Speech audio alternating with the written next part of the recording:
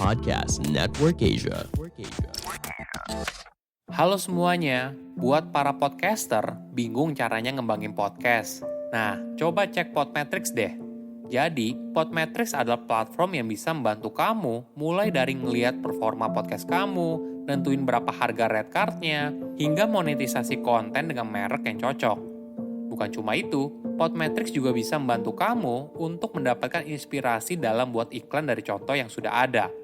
Yang paling terbaru, Podmetrics juga punya fitur Pod Earnings dengan berbagai metode pembayaran. Jadi, memudahkan banget untuk mendapatkan penghasilan dari Podmetrics. Tunggu apa lagi? Yuk daftar Podmetrics, masukkan kode referralnya melalui link yang ada di deskripsi ya. Tidak ada ide hebat di awal. Ide hebat hanya muncul ketika dirawat dengan baik. Halo semuanya, nama saya Michael. Selamat datang di podcast saya, Sikutu Buku. Kali ini saya akan bahas kisah inspiratif dari perusahaan animasi Pixar. Mungkin kalian pernah nonton film dari Pixar seperti Toy Story, Inside Out, The Incredibles, dan masih banyak lagi. Namun, sebelum Pixar berada di posisinya sekarang, Pixar pernah rugi besar dan hampir bangkrut. Sebelum kita mulai, buat kalian yang mau support podcast ini agar terus berkarya, caranya gampang banget. Kalian cukup klik follow. Dukungan kalian membantu banget supaya kita bisa rutin posting dan bersama-sama belajar di podcast ini.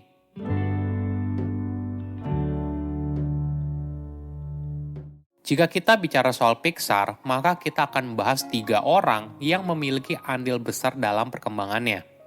3 orang ini punya peran yang berbeda, mulai dari seorang ilmuwan, seorang seniman, dan yang terakhir, seorang pengusaha. Kita akan memulai kisah Pixar dari sudut pandang seorang ilmuwan. Pixar didirikan pada tahun 1970-an di New York Institute of Technology yang awalnya berisi ilmuwan komputer termasuk Ed Catmull.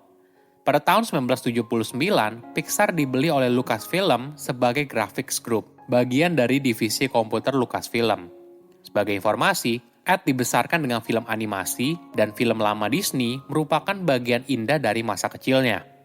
Kecintaan pada film animasi membuat Ed awalnya ingin menjadi animator. Namun, dia berhenti karena merasa tidak cukup baik dan mengejar karir di bidang sains. Ed dan timnya berhasil mengembangkan Pixar Image Computer, sebuah komputer dengan teknologi tinggi yang jauh daripada standar industri pada masa itu. Sepanjang karirnya, Ed merupakan ilmuwan yang brilian. Salah satu penemuannya yaitu grafis 3D yang kita kenal sekarang. Dalam perjalanan karir, Ed bertemu dengan John Lasseter yang baru saja dipecat dari Disney. Dia merupakan seorang seniman. Di masa depan, John merupakan sutradara pemenang penghargaan Akademi atas beberapa film terbaik Pixar termasuk Toy Story. Tetapi pada waktu itu, dia hanya seorang animator biasa.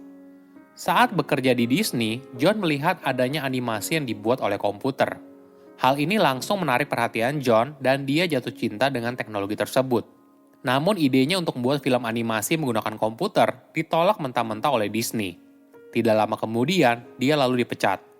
Dari Disney, John lalu pindah ke Lucasfilm. Di sana, John dan Ed bertemu.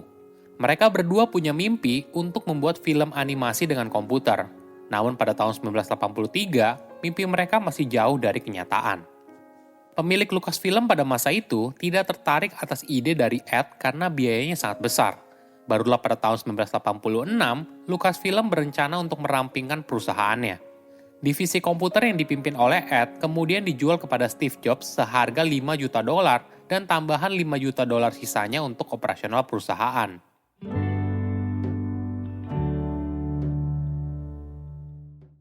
Setelah kepemilikan perusahaan beralih ke Steve, Ed menjadi presiden dan CEO dari perusahaan baru yang diberi nama Pixar.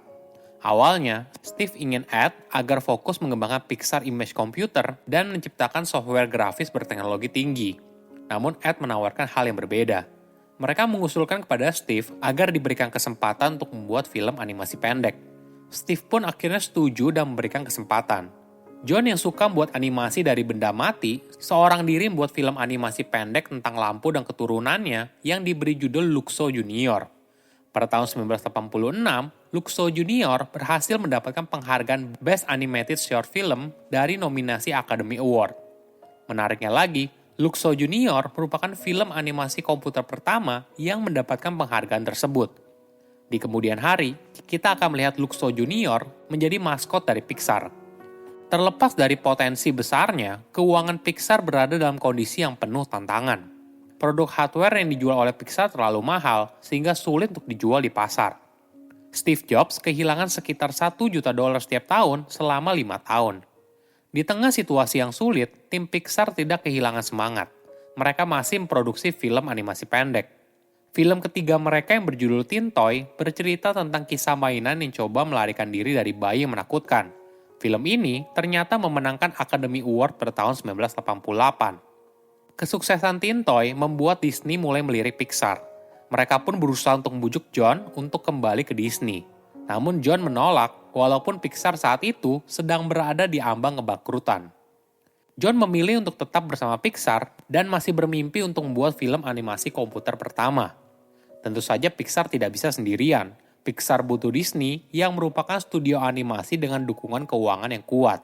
Hingga akhirnya, Pixar dan Disney menandatangani kerjasama untuk pembuatan film animasi yaitu Toy Story yang mengubah sejarah film animasi di dunia.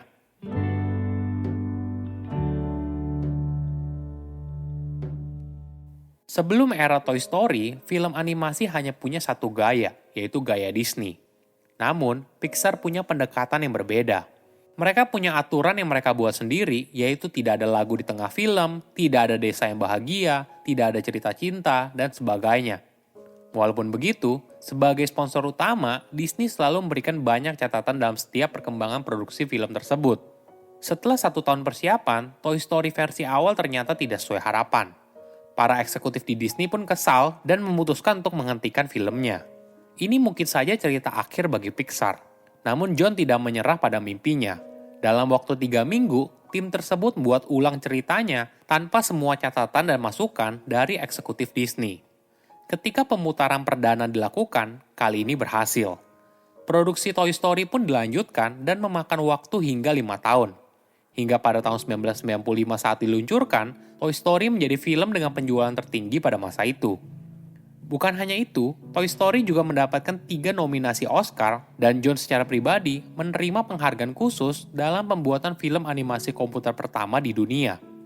Selama 20 tahun, film yang diproduksi Pixar telah memenangkan 10 kali di kategori Best Animated Feature Academy Awards.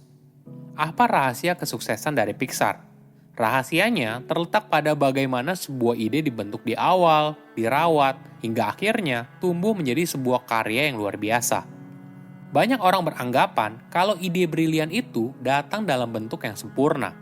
Kenyataan justru sebaliknya. Sebuah ide awal bentuknya justru tidak menarik, tidak lengkap.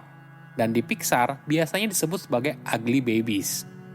Bahkan orang paling kreatif pun tidak langsung menghasilkan ide yang brilian. Ide yang brilian hanya dihasilkan setelah melalui berbagai proses perbaikan. Ini yang kadang sulit diterima oleh banyak orang di dunia.